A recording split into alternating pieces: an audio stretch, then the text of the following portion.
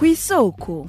Kw'isoko ni ikiganiro mushikirizwa mukagitegurirwa n'urunani rw'amaradiyo Radio Inzamba Agateka Kawe, Radio RPA Ijwi ry'Abanyagihugu na Radio Television Renaissance.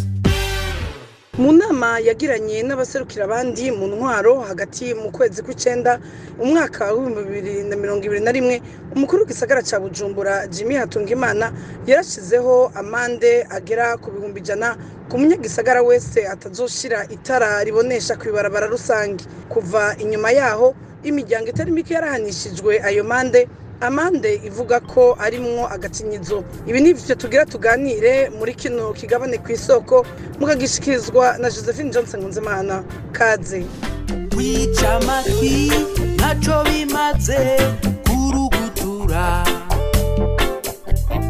wewe ndakubwira kuko ndagukunda uri ku mutima.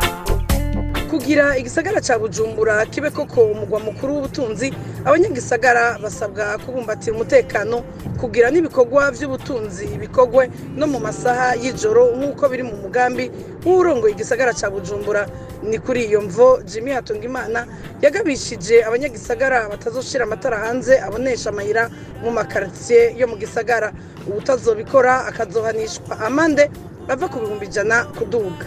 Abajeje intwaro navuze kugenda udakebaguzwa, ajya amatara twababwiye mushira ku mpangu zanyu ku mabarabara, mwongera mugashiramo akariro mukaraba ko abantu bose babikurikije. Utazobikurikiza nawe nyene azocibwa amande. Ni ya amande toujours iva ku 100,000 kuduga, kuko nabo nyene n'abagararije.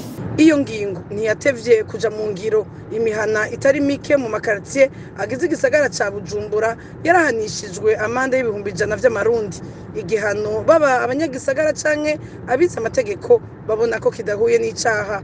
Kubw'umushikirizwa manza Gustave Niyonzima, iyo ngingo yafashwe ihonyanga igitabo mpanavyaha hamwe n'ibwirizwa shingiro ryo Burundi. Ingingo zafashwe mu gutangisha amande y'100,000 abanyagihugu baba mu Kibenga ni ibintu biteye kubiri n'amategeko. Vyafashwe n'abantu batabifitiye ububasha, banashinga n'amategeko adategekanijwe n'igitabo mpanavyaha, bahonyanga ingingo y'643 mu gace ka mbere k'igitabo mpanavyaha, bongera bahonyanga n'ingingo ya 23 y'ibwirizwa shingiro. Ingingo y'643 mu gace ka mbere k'igitabo mpanavyaha irasigura yuko ingingo zose zifatwa ziza zunganira itegeko ryaciye mu nama nshinga amateka canke itegeko ry'umukuru w'igihugu canke ry'umushikiranganje wa mbere, eka n'ayandi mategeko y'intwaro atuma haba intwaro ibereye canke agafatwa n'igipolisi mu gacimbiri kanaka canke ku mutumba kanaka canke mu makomine kanaka. Iyo ngingo iratomora neza yuko badashobora kurenza amande y'50,000 ku bintu vy'amategeko biza vyunganira ivyafashwe n'umukuru w'igihugu, arivyo twita docret. Bitarenze 20,000 ku bintu biza vyunganira ingingo ziba zarafashwe n'ubushikiranganje ubwo aribwo bwose, ico twita ordonnance. No ku bintu rero bitarenze 5,000 ku mapouvoir rokonovuga ku gacimbiri canke ku mutumbu yo muri komini yi, kw'ivyo bitashobora kurenza 5,000. Rero kubatangisha 100,000 murumva ko ari amahera menshi adategekanijwe n'ayo mategeko. Twagiye turabisigura mbere nabo bafashe iryo tegeko ntibari kurenza muri ako gace kanyuma twavuze.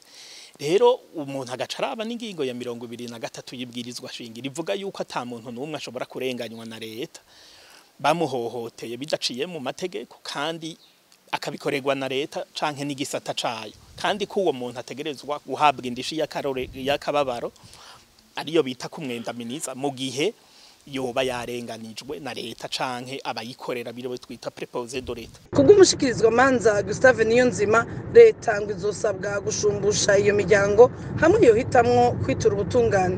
Rero tukavuga abo bantu barenganijwe barafise ububasha bwo kwitura sentare sentare itunganiriza amatata ari hagati y'abanyagihugu na leta, ariyo twita cour administrative, bakanavyerekana kuko n'ibintu bigaragara hama bagaheza bakuzurizwa.